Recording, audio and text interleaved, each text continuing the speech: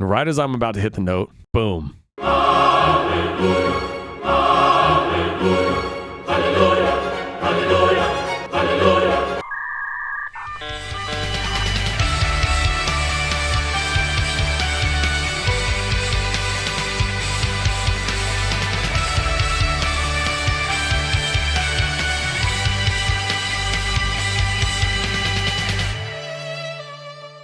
Sometimes at a show, the most unlikely things happen at the most inappropriate times. This is the story of The Flash. Now, for those who don't know, these stories are basically to bring all of you behind the scenes of what it's like to be an independent band, making our own way, and me hiding none of the chaos or wild stories of what has happened to us over the last 6 years. Now, I have hundreds of stories. Many of them I'm still trying to figure out how I can tell without giving away names, without causing some controversy.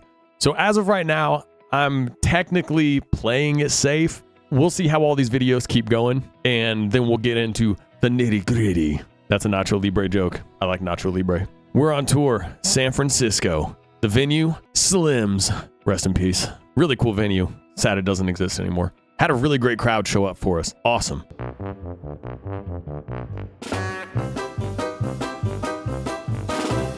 We go out on stage. Just like all of our shows, our fan base might be small, but they are mighty. Now, this room, probably a 400 cap room, we had a little bit over half, which was beautiful. It was awesome.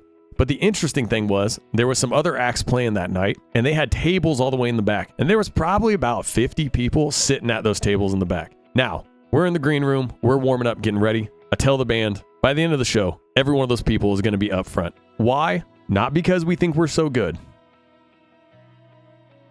but because our rule as a band who literally is paving their own way, always play to the back of the room and never think you are deserving of a crowd who shows up for you. You show up for the people that buy tickets to your show. So now let's get into where it gets a little wild. For those who don't know, I destroy things sometimes. It's not my fault. I get really excited at shows. I have broken my keyboard. I have torn cords out of microphones, out of instruments. It's kind of a disaster. I've knocked over monitors. It's just kind of a thing. Look, I'm a little bit of a thick boy. I like to jump around, and the crowd gets me really, really excited. So at this show, we had an in-ear system. We were in the middle of one of our songs, and I had my in-ear pack. For anyone who doesn't know, when you use in-ears, you have a pack. You have to figure out how to secure that pack in your pocket so it doesn't come out during the show. As I've already said, I am cursed with the thickness, and I got a little bit of junk in the trunk. Now that doesn't leave a lot of space for a pack. I decide we're gonna go for it anyways. I put the pack in the back of my pocket, thinking that because I got the booty, it will be nice and snug between my jeans and my ass.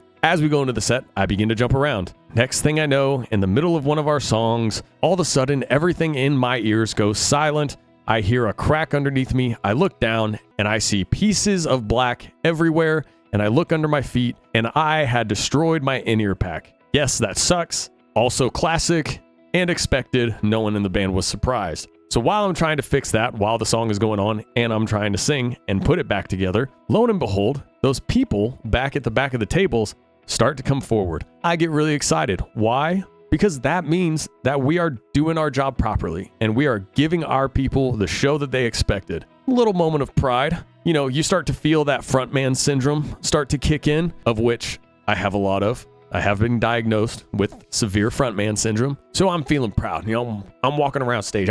I'm feeling good, right? We got the back of the room. The crowd's packed now. Our listeners, the madness, are doing what they always do, giving us everything they have, believing in every single word that's happening in the show. And then we come to what used to be one of our biggest songs that we would play at our shows. We have a song called I For One. It is an anthem, and the song just popped off. Every time we played a show and we began to play I For One, the crowd sang every word. They got really into it, and it was a really beautiful moment because the song's main tag is, I see the hope for the future right here. We'd play I For One, and there was just a moment in the show that was just really powerful, really beautiful. And we get to a point in the bridge. The bridge has a moment where it's just me on the piano, and our violinist, Nova, jumps in with me to do a spoken word. And the idea is that the moment feels very cosmic. We want it to transport people. And then once that moment's over, the song just slams. I'm out in the crowd and I'm grabbing hands, and we're just like singing face to face. And it's really beautiful. And I start to move to the right of the stage. And there was a lot of people from those back tables that had started moving up and pushing through the crowd. What I didn't think about was, what are the chances that those people sitting back at the table for at least an hour, how many drinks had they taken in? How much of their moving up into the crowd was due to our performance or due to inebriation? I begin to sing to them just like I would any of our other listeners, right into their face, just singing the words over and over. And I still remember there was specifically 3 ladies that had pushed their way up the front row. On I For One, there is a note that makes me nervous every time we perform it because it's so high that I have to fully focus on taking my huge breath. But usually at this moment in the show, I've been jumping around a lot and I'm being very animated. So I have to remember to pause for a second from all of my excitement and engagement with the crowd to focus my brain on this moment and hit the note. This is the note right here.